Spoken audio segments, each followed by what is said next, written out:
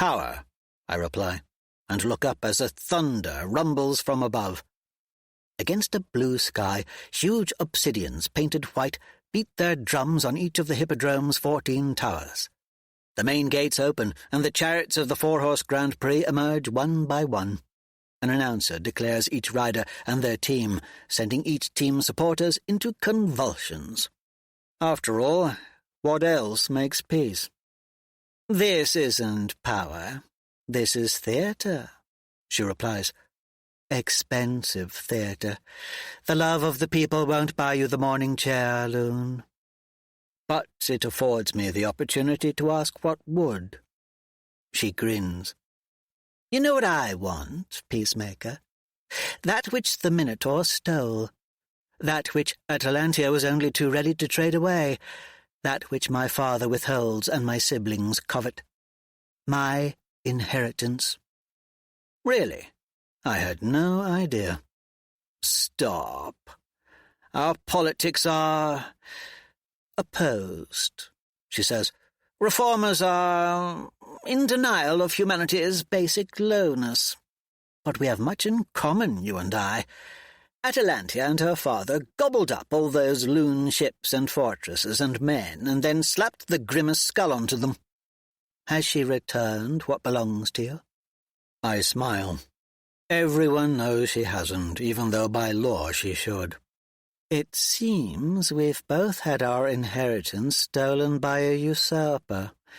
If only there was a way to help one another." Her eyes drift to the box to the right of ours, where Apollonius's brother, Tharsus O'Wrath, parties with all his race-day finery, surrounded by his cadre of new sycophants, exiled Martian golds, lithe courtesans, preening poets. Wraths did not exist at the time of the conquering, so no matter the vastness of their wealth, the depths of their infamy, or the quality of their wine, to their everlasting chagrin, they've never been considered a premier gens. "I fear your inheritance is already spoken for, as is mine," I say. "For now." She smiles. "For now?" Tharsus seems to glow as he feels our eyes on him. I've sworn him to keep public distance from me, lest others suspect I am in league with his brother. I must maintain the appearance of neutrality. He prances to the edge of the box, just a few paces off. He shouts, "Either you want to fornicate with me or kill me. I don't know which, Valeria. The first would be fine, but the second is improbable, if not impossible." He idly probes a passing pink.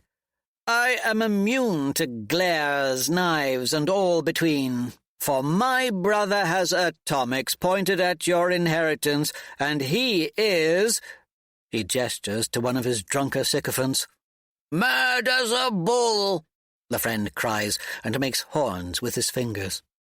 The rest make bull sounds and dance around before breaking down into laughter and blowing kisses at the Carthii. Horatia returns, with news of Cicero. "He didn't," I say, reading her expression. "Tell me he's not." "He did. He is," she says, apologetic. I wince, and the crowd roars as the announcer proclaims the entrance of the reigning champion of the individual circuit. Riding as always for Team Hermes, Cicero Alvotum drives his chariot out onto the sands, his four-horse team led by the indomitable Blood of Empire. Wearing a white tunic with leather straps tightly bound to protect his chest, Cicero's powerful arms and legs are tan and oiled. Like all charioteers in the classic Prix, he is woefully under-protected. My blood boils at the sight of him riding with a smile toward mortal jeopardy. "He promised he wouldn't race," I mutter. "Stakes, after all," Valeria says in delight. I sigh. "Pardon me. Theatre calls." "For now?" she asks. "For now," I reply. "But not forever." She toasts to that. I signal Flavinius before jumping over the wall of the Pulvinar to land below, where Khyber is already waiting. She really does look like a copper Actarius with her datapad and lithe limbs. If she has a weapon on her, I can't see it. Shocked by my descent into the common stance, the crowd cheers as I make my way amongst the mid-colours, not to sit with my own men, but to honour the votum legions. Cicero's greys receive me with the hero's welcome Rome paid their centurions for. As I place my bet with the roving bookie, Cicero guides his chariot past and lifts his hand in formal salute to me. His voice, aided by some unseen microphone, booms out across the arena. "I dedicate this race to the saviour of Heliopolis, the steward of Mercury, the image of Silenus, last of his line, Lysander, the light-bringer." He blows me a kiss.